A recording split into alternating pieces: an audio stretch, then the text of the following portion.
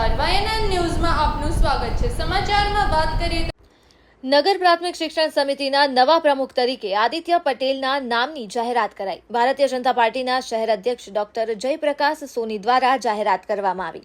નવા નામની જાહેરાત પ્રસંગે શહેર અધ્યક્ષ સહિત સંગઠનના હોદ્દેદારો પણ ઉપસ્થિત રહ્યા।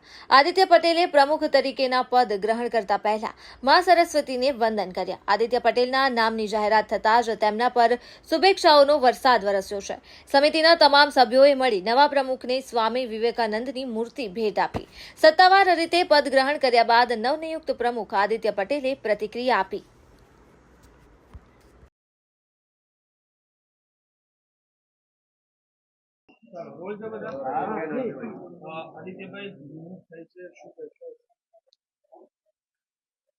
ભારતીય જનતા પાર્ટી વડોદરા મહાનગરના યશસ્વી અધ્યક્ષ આદરણીય ડોક્ટર જયપ્રકાશ સોની સાહેબ દ્વારા આજે નગર પ્રાથમિક શિક્ષણ સમિતિના પરિસરમાં નવા અધ્યક્ષની જાહેરાત કરવામાં આવી, જેમાં મને નવા અધ્યક્ષ તરીકેની જવાબદારી સોંપવામાં આવી છે। તે બદલ સર્વે ભારતીય જનતા પાર્ટીના શીર્ષ નેતૃત્વનો આ તબક્કે હું હૃદયપૂર્વક આભાર વ્યક્ત કરું છું। સૌ પ્રથમ પરમ કૃપાળુ પરમાત્મા, મારા માતા પિતા, મારા ગુરુજનો અને જેણે જીવનના સફરમાં દરેક તબક્કે મને સાચું માર્ગદર્શન આપ્યું છે એવા તમામ લોકોનો આ તબક્કે હું સૌ પ્રથમ હૃદયપૂર્વક આભાર વ્યક્ત કરું છું। તે ઉપરાંત આપણા ભારતીય જનતા પાર્ટીના કાર્યકર્તાઓને જે સતત માર્ગદર્શન પૂરું પાડે છે એવા આપણા આદરણીય પ્રધાનમંત્રી શ્રી નરેન્દ્રભાઈ મોદી, કેન્દ્રીય ગૃહમંત્રી શ્રી અમિતભાઈ શાહ, રાષ્ટ્રીય અધ્યક્ષ શ્રી જેપી નડ્ડા સાહેબ, એમનો પણ આ તબક્કે હું આભાર વ્યક્ત કરું છું।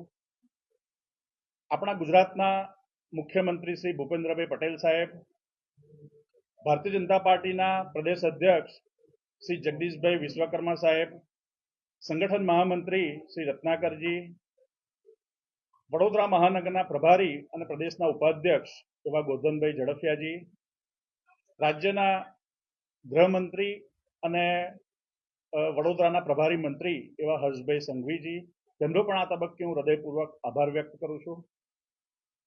વડોદરા મહાનગરના અધ્યક્ષ કે જેઓ ભારતીય જનસંઘ અને ભારતીય જનતા પાર્ટીની મૂળ વિચારધારા એટલે કે સેવા, સુશાસન અને અંત્યોદયની વિચારધારાને મજબૂતાઈથી જમીન પર ઉતારવા માટે નિષ્કામ ભાવે કટિબદ્ધ છે એવા ડોક્ટર જયપ્રકાશ સોની સાહેબનો પણ આ તબક્કે હું હૃદયપૂર્વક આભાર વ્યક્ત કરું છું।